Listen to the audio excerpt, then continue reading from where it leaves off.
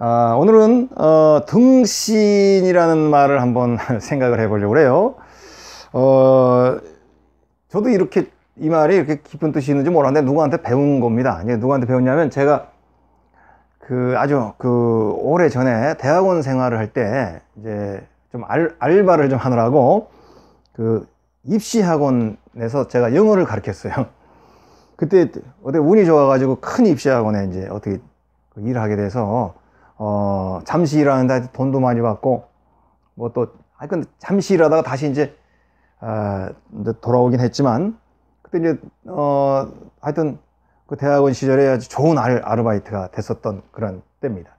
근데 이제 저는 고등부를 맡았기 때문에 수업이 별로 없었어요.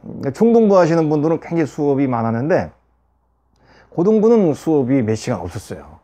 그 대신 한 번 나가면 이제 한 90분씩 이렇게 강의를 하고 그랬는데, 그래서 이제 수업이 없을 때는 이제 같은 강사 선생님들하고 이제 잡담하고 이제 뭐 같이 밥 먹으러 가고 그게 아주 좋아요. 그래가지고 거기를 그만둔 다음에도 그 선생님들이 저한테 지속적으로 연락이 와가지고 계속적으로 만나고 이렇게 교제했었습니다. 근데 그때 이제 국어 담당 선생님이 이렇게 이제 얘기하는 가운데 저희들에게 이제 해주셨던 얘기예요. 국어 담당 선생님이 옛날에 유명한 양주동 선생님 제자였어요. 양주동. 이 양주동 박사는 우리나라의 국문학의 역사에 굉장히 큰 족적을 남기신 분이죠. 특별히 이분은 원래는 영문학을 전공했어요. 일제시대 때 일제 때 영문학 하는 분들이 많았죠. 그래서 일본 학교인가 해서 이제 영문학을 하시고, 영문학을 하다가 어려서부터 이제 한학을 많이 했었으니까 다 양반 집안은 옛날에 공부를 많이 읽었으니까 한학을 공부하다가 이제 이렇게 우리나라의 고문에 대해서 연구를 하게 돼 가지고 향가라든지 뭐 이런 거 연구를 해서 초창기에 큰 업적을 이루신 분이 바로 이 양주동 박사입니다. 근데 그때 국어 선생님 중에 한 분이 이제 이 양주동 박사의 제자이셨어요. 그래가지고 이 양주동 박사에 대한 이야기를 가끔 하는데, 어느 날 뭐 그게 맞는 말인지 모르겠는데 대학원 입학 시험에 이 양주동 교수님이 등신이 무엇인가 이걸 시험 문제로 출제를 하셨대요. 등신이 뭐냐? 그래서 국문과 대학원 시험에 그래서 뭐 이제 답안을 이제 뭐 작성하고 이렇게 됐는데, 등신이라는 게 그렇게 뜻이 많대요. 근데 뜻을 들어보니까, 지금 생각해 보니까 시험 문제만으로 생각하기에는 우리가 생각할 수 있는 의미가 굉장히 좀 많다는 생각이 좀 들더라고요. 그래서 이제 우리 특별히 되어가는 과정에 있는 우리 모든 사람들과 함께 이 얘기를 한번 나눠보려고 하겠습니다. 우선 이 등신이라는 말이 기본적으로 우리 바보 등신 이런 말 있잖아요. 이 바보, 우리 뭐 이런 의미가 등신이잖아요. 이때는 등신이 이렇대요. 똑같은 등. 그런데 여기서 신자가 든대요. 신자. 그러니까 뭐냐면 이제 옛날에는 이렇게 사람 크기하고 똑같게 이렇게 어떤 신상 같은 걸 만들어 놓고 그거를 이제 숭배하고 그러는데, 이제 처음에는 그런 이제 이렇게 신상 같이 만들어 놓고는 그걸 이렇게 숭배하다가 요거를 이제 근데 뭐 그냥 신상이잖아요. 그러니까 이제 나중에 바보라는 뜻으로 이제 요게 의미가 이제 바뀌었다는 겁니다. 그래서 이제 한마디로 등신, 첫째 바보, 이거 우리가 잘 알잖아요. 등신 같은 뭐 이렇게. 두 번째는 뭐냐? 이게 이제 두 번째부터 이제 생각이 많이 들어갑니다. 우리 등신불, 우리 김동리의 등신불 잘 알죠? 그런 등신. 그러니까 뭐냐? 우리 똑같은 겁니다. 등신. 이건 뭐냐면은 이런 신이 아니라 우리의 신체, 우리의 몸 크기하고 똑같은 우리 등신불, 그런 말 쓰죠. 그러니까 우리 신체 크기하고 똑같은 거를 등신불이라고 그럽니다. 우리 등신이라고 그러고, 등신불은 뭡니까? 우리 소설에 보면은, 신라의, 신라 시대 무슨 스님, 교각 스님이니까 무슨 유명한 승려가 당나라에 가서 훌륭한 역사를 이룬 김교각 스님이니까 그런 유명한 스님이 있습니다. 그런 스님의 이야기를 이제 소설화해서 만들어낸 거예요. 거기에서 나오는 등신불은 뭐냐면 소신공양, 즉 사람 몸 자체를 불을 태워가지고 그걸로 이제 공양하는, 몸을 바친다는 그런 의미죠. 이 소신공양은 불교 사상은 아닙니다. 불교에서는 그런 공양은 없는데 이제 점점 이렇게 동양으로 오면서 그런 것들이 이제 생겨나게 됐죠. 그래서 이제 그 스님이 자기 몸을 소신공양하는 이제 몸이 불태우면서 자기 몸을 공양하니까 그것이 이제 소중한 의미로 바뀌어가지고 거기에 금 같은 걸 씌우고 해서 그대로 불상으로 만들어요. 그걸 등신불이라 그렇게 부르죠. 그러니까 자기 몸의 크기와 같은 것을 등신이라고 한다, 그런 말입니다. 자기 몸의 크기. 그래서 이제 여기서 더 의미가 있는 거예요. 여기서 무슨 의미가 있냐면, 양주동 박사님은 이러니, 첫째, 사람은 적어도 자기 키 정도의 책, 그냥 책이 아니라 전공책을 읽어야 된다, 그런 얘기. 적어도 내가 무슨 경제학과다, 무슨 철학과다 그러면 적어도 내 키 정도, 우리가 한 175다, 180이다 그러면 그 정도 높이의 책을 이렇게 쌓아놓을 정도는 그 전공책을 읽어야 된다는 거예요. 그러니까 대충 제가 어림수로 계산하니까 110권에서 120권, 115권 정도. 100권 정도 우리가 별로 안 많은 것 같죠? 이렇게 내 키 정도니까. 전공책 이 정도면 굉장히 많이 읽는 겁니다. 사실은 대학원 해도 이만큼 못 읽는 사람도 많아요. 그러니까 적어도 전공하려면, 자기, 키 정도만큼의 전공책을 읽어야, 자기 관심 분야의 책을 그만큼 읽어야, 일반 교양도서까지 포함하는 게 아닙니다. 자기 전공책만 이 정도는 읽어야 내가 뭘 전공했다, 그렇게 얘기해요. 그지? 우리 연변에서는 이 정도는 해야 했다 그러잖아요. 그런 것처럼 적어도 자기 키 정도의 전공책을 읽어야 뭐를 전공했다라고 말할 수 있지 않겠느냐. 이제 그런 의미를 이제 요구하신 거예요. 공부해야 될 학자들에게. 근데 이게 더 나가면요, 이게 이제 더 무시무시하게 나갑니다. 그래서 내가 지금 전공해가지고 말이지, 적어도 내가 무슨 그 분야의 학자가 되거나 그 분야의 교수가 된다면 적어도 자기 키 정도 저술을 해야 된다. 저술. 책을 만들어야 되는 거예요. 자기 책을 자기가 직접 만들어내야 되는 거예요. 이만큼 읽기도 힘든데 적어도 평생 내가 학자여 이 분야를 공부하려고 한다고 하는 사람이면 내 키만큼의 책을 내가 써야 돼. 그건 어렵죠. 근데 그렇게 쓰는 사람들이 있습니다. 평생 쓰면 그렇게 쓸 수 있고요. 보통 옛날에 그런 우리 유학자들도 마찬가지입니다. 정약용 선생도 벌써 1000권 이렇게 1000단위로 넘어가잖아요. 책 쓴 게. 그리고 최한기 선생이라고 최근에 이제 이름 좀 아는 사람은 압니다. 이 구한말의 유학자인데 이 사람은 20대에 벌써 자기 저술 목록을 작성을 했습니다. 저술 목록. 저술 예정 목록이죠. 저도 사실 이런 제 저술 목록을 가지고 있습니다.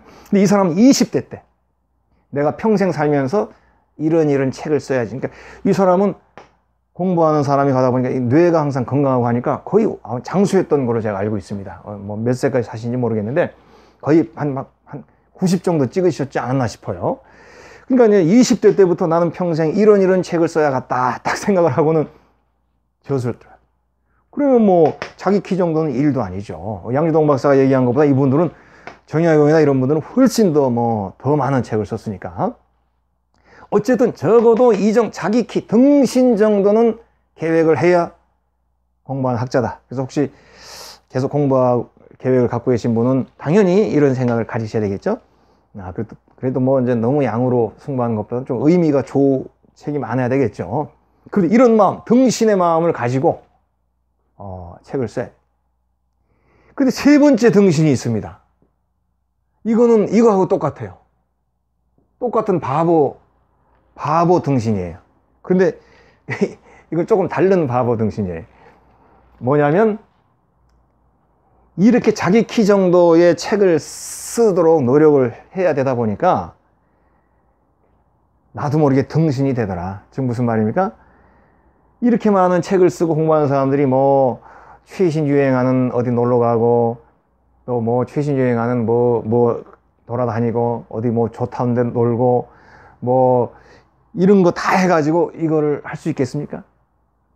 한마디로 얘기하면 지금 창경원에 옛날에 창경원이라고 그랬어요. 그 일제가 그 창경원을 공원으로 만들어 버렸습니다. 저는 어렸을 때 창경원에 그 공원으로 놀이터로 간 적이 있어요. 옛날에는 그게 동물원도 있었어요. 놀이동산도 있었어요. 창경원 안에. 지금 그걸 이제 창경공리라고 하지만 옛날에는 그거가 놀이터였어요. 그래가지고 이제 거기 이제 뭐 호랑이도 보러 가고 이제 그랬거든요. 옛날에는 그 안에 동물원이 있었습니다. 그래서 이제 거기에 벚꽃이 언제 피는 이런 걸 모르고 공부해야 된다는 거죠. 옛날에는 그 창경원이 있었으니까. 그러니까 그런 마음으로 세상을 너무 세상에서 남들 하는 거 할 거 다 하고 그러면서 진정한 학자가 될 수 없다. 학자는 좀 어리숙한 바보 같은 모습이 되어야 자기 분야의 대가가 될 수 있다. 이런 얘기를. 근데 저는 청년들에게 이런 얘기를 하면서도 요즘 청년은 안 그렇습니다. 공부 잘하는 청년이 시대의 트렌드, 시대를 더 잘 알면서 합니다. 왜냐면 옛날 공부는 그냥 책만 봤지만 요즘은 이 세상을 전체를 알면서 인터넷을 파면서 전체를 알면서 하잖아요. 그러니까 요즘 청년들은 컨템포러리, 컨입니다. 컨템포러리. 이 컨템포러리 한 거에 대해서 요즘 청년들은 노력하는 사람, 공부하는 사람일수록 이 컨템포러리를 더 잘 아는 경향이 많더라고요. 그래서 요 세 번째 부분은 적절하게 조정해서 너무 쓸데없는데 시간을 낭비하면 안 된다. 이런 개념으로 오히려 이제 받아들이는 게 더 좋을 것 같아요. 그래서 이제 이런 양주동 박사의 등신론을 생각해 보면 이제 그런데 이제 주로 공부 많이 하는 사람들이 세상에 이제 속는 경우가 많죠. 그래서 그런 거는 저는 뭐 공부를 많이 하는 사람도 아닌데 저는 이제 늘 교회만 있고 세상을 모르다 보니까 휴게소에서 옛날에 많이 속았어요. 휴게소에 이렇게 막 이거 어려워, 이거 뭐 아줌마가 와가지고는 이게 서울에 우리 아들 주려고 꿀을 가져왔는데 아들이 주소가 바뀌어가지고 꿀을 못 준다고, 집에 내려갈 차비가 없다고 막 그러면 꿀을 사고 그랬는데 나중에 보니까 가짜 꿀이고 막 이런 그렇게 속는 경우가 좀 있었어요. 어리숙해가지고. 근데 어쨌든 이런 어리숙한 거는 피해야 되겠죠. 그리고 이제 저는 생각하기를 이 등신이라는 말은 이제 뭐 이렇게 이제 여러 가지 의미가 있지만은 조금 바보스러운 쪽의 등신이 그래도 좀 생각해야 될 부분이 있다는 생각이 들어요. 그러니까 너무 속고 처신을 잘못하는 등신은 되지 말아야 되겠지만 모든 사람이 너무 빠릿빠릿하지 않습니까? 요즘 사람이 너무 이 안테나나 이 촉각이나 이게 잘 돌아가, 눈동자도 잘 돌리고, 그래도 좀 뜻 있는 사람들은 너무 그런데 돌아가는, 물론 알긴 알면서도 우리가 눈에 보이는 사람들 있잖아요. 너무 막 빠릿빠릿하게 자기 이익이나 뭐 자기 길, 물론 그런 사람이 성공할 확률은 많겠지만 너무 그렇게 하는 모습이 보이잖아요. 근데 조금 이제 그래도 큰 의미를 두고 꾸준히 내면적으로 발전해 가야 된다는 그런 그 사상을 가지고 있는 사람들은 이렇게 너무 이렇게 가볍게 세상 물정에서 너무 이렇게 막 뭐라 하나 뺀질뺀질하다 그러나 이런 부분은 조금 자꾸 좀 자제해야 되지 않는가, 그런 생각이 좀 듭니다. 왜냐하면 결국은 꼭 공부만이 하는 사람 얘기가 아니라 우리 모든 인생이라는 게 장거리잖아요. 100년 이상을 살아야 가는 긴 시간의 거리인데, 너무 그 자기 거 이렇게 빼질뺀질하고 이렇게 하는 모습보다는 좀 이 등신을 좀 저는 우직하다라는 말로 좀 쓰고 싶어요. 우직. 약간은 친구들 관계에서 뭐 이렇게 관계에 약간 손해를 보는 것 같아도 뭐 다 내가 약간 손해봐도 뭐 친구들에게 좋은 거니까 좀 우직하게 손해를 본다든지 그런 말인 거죠. 그러니까 뭐 너무 큰 치명적인 손해를 봐서는 안 되지만 기본적으로 약간 좀 우직한 모습, 조금 바보스러운 모습, 이런 것이 좀 필요하지 않을까 해서 제가 등신이라는 얘기를 했습니다. 그러니까 이런 과정에 등신이 있고, 첫 번째 제가 의미하고 싶은 건 첫 번째 좀 우직한 등신. 좀 그 묵직하게 우직하게 힘들어도 이렇게 끝까지 자기 길을 이렇게 가는 그런 우직함이 좀 중간에 좀 어려운 일, 좀 손해 보는 일이 있어도 한 번 시작한 건 그래도 끝까지 밀고 간다든지, 이런 그 우직함이 좀 있어야 되지 않겠나. 약간 등신기가 좀 있는, 그거를 좀 여러분들이 얘기하고 싶어요. 조금 내면에 다 알고 있어도 그러나 좀 우직한 모습으로 가는 것이 인간관계나 또 앞으로 우리가 가야 할 모습, 평생을 살면서 갖춰야 될 모습에는 이런 것이 있어야 나 자신에게도 좋고 남들에게도 좋은 인상을 줄 수 있습니다. 그리고 평생을 사는 인생이기 때문에요, 사람들은 구수한 된장처럼 오랫동안 발효되고 숙성된 사람이 더 나중에는 점수를 땁니다. 요즘 그 공장에서 나오는 된장은 뭡니까? 이렇게 우리가 집에서 이렇게 쫙 그 항아리에 넣어가지고 발효하는, 그렇게 해서 어떻게 공장이 돈을 벌겠어요? 화학작품 같은 걸 써가지고 빨리빨리 발효를 시키고, 또 그 안에 또 사람 입맛이 좋은 그런 화학 첨가제를 넣어가지고, 맛은 좋지만 정말 집에서 우리 장독대에서 발효된 된장은 이제 안 되는 겁니다. 그거는 우리 장터나 시골에 가서 사야 돼요. 그래서 직접 남이 담가온 거, 이런 걸 사야 됩니다. 공장에서 하는 거는 제대로 된 그 충분한 발효가 안 된 된장이죠. 그런 거죠. 인간도 장거리를 가야 되기 때문에 충분히 발효된 모습, 충분히 숙성된 모습으로 살아야지, 공장 제품처럼 그렇게 너무 빠릿빠릿하고 너무 그렇게 하는 것은 장거리 인생에서는 좋지 않을 것이라고 제가 생각합니다. 그래서 공부하는 사람만 우직한 게 아니라 모든 생활의 자세에서도 조금 우직한 것, 이것이 중요하지 않을까 제가 생각이 들고요. 두 번째, 무엇 때문에 등신이 되라. 저는 이거를 반드시 얘기하고 싶어요. 자기가 좋아하는 거, 자기가 몰두하는, 물론 사랑하는 사람 때문에 등신이 되는 것도 중요한 일입니다.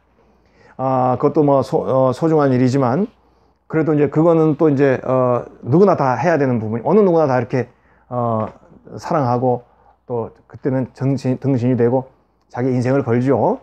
이제 이거는 뭐 당연히 필수적인 거고, 그거 말고도 나는 무엇 때문에 등신이 되었습니다. 예를 들자면 스티브 잡스는 뭐겠습니까? 나는 어떤 무언가를 창조하고자 하는 그 마음으로 등신이 되었습니다. 그것만 몰두하고 사는. 음악을 좋아하는 사람은 나는 그 음악 무엇 때문에, 기타 때문에, 바이올린에, 피아노에 내가 등신이 되었습니다. 무엇 때문에 등신이 되는 것은 수치가 아니고, 뭐 수치가 아니죠. 오히려 미담입니다. 등신이 될 수 있음으로 인해서 내 모든 것이 거기에 올인이 들어요. 올인이잖아. 올인. 우리가 도박할 때 다 집어넣는 그거 올인이라고 하죠. 나는 무엇이 너무 좋기 때문에 내 인생과 내 삶을 거기에 다 올인했습니다. 그런 사람들이 큰 일을 이루잖아요. 나는 뭐 쉽게 얘기하면 나는 무엇 연구하느라고 등신이 됐습니다. 또 물론 뭐 나는 당신을 사랑하느라고 등신이 됐습니다. 이것도 뭐 중요한 것입니다. 그렇지만 우리 나는 뭐 수학을 하느라 등신이 됐습니다. 나는 무엇을 연구하는 가운데 그거에 등신이 됐습니다. 이렇게 내가 무엇에 등신이 될 때, 무엇에 등신이 될 때 나는 무언가 나의 그 등신된 분야로 이제 내가 권위자가 되고 전문 스페셜리스트가 되는 거죠. 스페셜리스트. 이 내가 등신된 분야 때문에 이 분야에 내가 전문가가 되었습니다. 옛날에는 우리 메이저리그나 미국에서 유행하는 그 스포츠 있죠. 미식 축구라든지 NBA 이런 거 좋아하는 사람들은 한량들이라고 그랬어요. 저거는 부모 잘 만나가지고 시간이 많으니까 맨날 미국 야구나 보고 미국 야구 선수 막 줄줄줄 깨고 미국 남들은 별로 관심 안 가는데 등신이 돼서 그것만 평생 좋아하는 사람이 있었는데 어느 날 우리 한국에 메이저리그가 상륙을 했잖아요. 박찬호 선수나 또 유현진 선수나 우리 강정호 선수나 우리 한국 선수들이 메이저리그 들어가게 되면서 어떻게 됩니까? 메이저리그에 전문가들이 필요하게 됐잖아요. 그래서 그 전문가들이 필요할 그 초창기에 그 메이저리그 좋아하던 사람들이 거기 해설자로 들어가기도 하고 이제 거기 전문 기자가 되기도 하고 이렇게 요즘에 중요한 일들을 하게 되는 일이 있지 않습니까?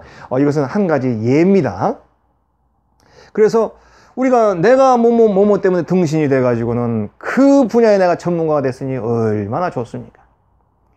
저는 꼭 이것을 강조하고 특히 젊었을 때는 이런 부분이 꼭 필요합니다. 꼭 사랑하는 사람에게만 등신되면 안 돼요. 그거는 평생 가져가면 안 됩니다. 그거는 그렇게 해서 이제 빨리 나의 반려자로 맞아들이고 그 다음에는 정말로 내가 원하는 중요한 일, 내가 평생에도 질리지 않는 일, 그 일에 등신이 돼가지고 그 일에 전문인이 되는 거예요. 그러면 내가 가지고 있는 그 등신, 그 영역이 나를 나 되게 만들어주고 나를 남들에게 쓰여질 수 있는 도움이 될 수 있는 존재가 되게 해주죠. 등신되는 거 나쁘지 않습니다. 근데 한 가지 더 마지막에 강조하고 싶은 것은 나쁜 일에 등신이 돼야 되겠죠. 무슨 말입니까? 이 나쁜 일을 내가 우리 모르면 등신 그러잖아요. 그것도 몰라 등신을. 나쁜 일에는 등신되는 게 창피하지가 않아요. 우리 보면 이제 친구들끼리 보면 그러잖아요. 너 뭐뭐 해봤어? 안 해봤는데 아이고 바보야. 너 연태 뭐 했냐? 얼마나 좋다고. 이런 경우 많죠. 그래서 이제 이게 쓸데없는 경험주의입니다. 뭐든지 다 경험해봐야 내가 그냥 좀 괜찮다는 생각이 드는 이런 나쁜 일에 모르고 그거에 대해서는 내가 아무것도 모르는 거 친구가 등신이라고 해도 그거는 나쁜 일에 등신되는 것은 좋은 겁니다. 내가 이 세상 모든 걸 다 경험해 봐야 돼. 다 한 번씩 해봐야 돼. 그렇게 젊었을 때는 주변에서 그런 유혹을 합니다. 근데 그런 거 다 안 해도 절대로 등신이 아닙니다. 나쁜 일에는 모르고 등신되는 것이 훨씬 더 낫습니다. 그래서 선한 일에는, 좋은 일에는 항상 지혜롭고 업데이트되고 나쁜 일은 멀리하라, 그런 명언들이 참 많이 있죠.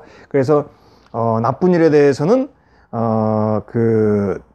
등신되는 거, 그게 가장 중요한 일이라 보고요. 마지막으로 제가 한 가지를 더 강조한다면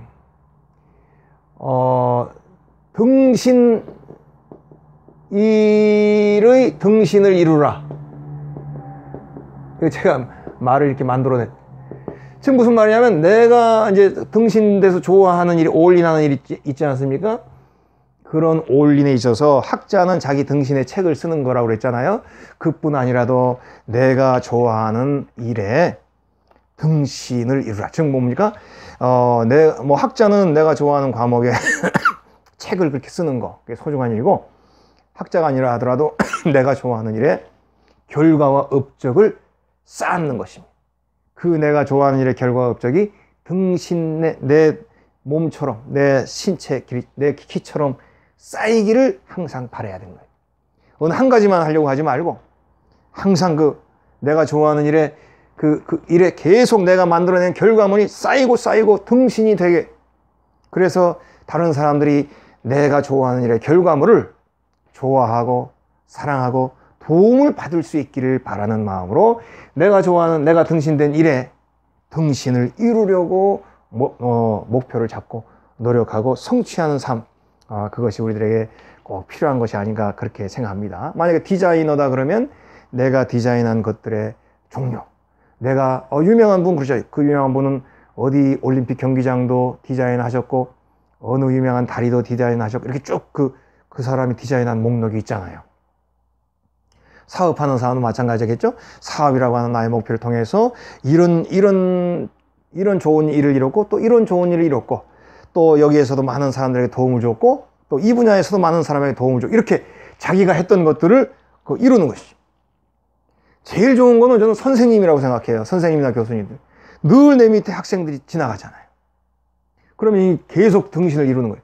나에게 잘 배운 학생들이 이렇게 돼서 좋은 일을 했고 또 그 학생들이 이렇게 정말 저는 선생님이나 교수님들에게 그 얘기를 하고 싶어요. 정말 이 사회에 잘 된 좋은 역할을 감당한 사람이 제가 이렇게 되기까지 어느 선생님이 이런 도움의 말씀을 주셨고 어느 선생님에게 이런 내 전공의 일을 잘 배워서 내가 오늘 이렇게 이런 일을 하는데 큰 도움을 받았습니다. 제가 이 강좌에서 늘 강조하는 거인 혹은 대인 그런 거 말이죠. 이런 얘기를 듣는 선생님이나 교수님이 돼야 되겠죠. 그냥 내 직장을 얼만큼 하느냐, 어떻게 내가 이제 높은 사람한테 찍히지 않고 지내느냐, 어떻게 내가 이 직을 은퇴할 때까지 그냥 지키는 이것만 관심을 갖고 그것도 중요합니다. 그러나 그것도 관심을 가지면서도 나에게 배워야 될 아이들, 나에게 저절로 찾아오는 학생들, 이 학생들에게 정성을 다해서 내가 먼저 이룩한 등신을 그 학생들에게, 그 아이들에게 잘 나누어줘서 그 나에게 배운 내 등신의 업적을 도움받은 사람들이 더 좋은 일을 하게 될 때 그야말로 등신으로서 최고의 보람을 느끼는 것이 아니겠나 그렇게 생각이 듭니다. 저희들도 이런 연구실을 운영한 것도 작은 일이라도 꼭 누군가에게 등신이 되고 싶은 마음이 있는 거죠. 그래서 그 누군가라도 우리 연구실 통해서 조금이라도 도움을 받으면 저희들은 기쁘고 좋은 것입니다. 오늘은 등신에 대한 이야기를 나누어 보았습니다. 이 이야기가 우리 모두에게 또 우리 모두의 진로와 또 평생의 삶에 좋은 도움이 되기를 바라는 마음 간절합니다. 오늘 강의는 여기서 마치겠습니다.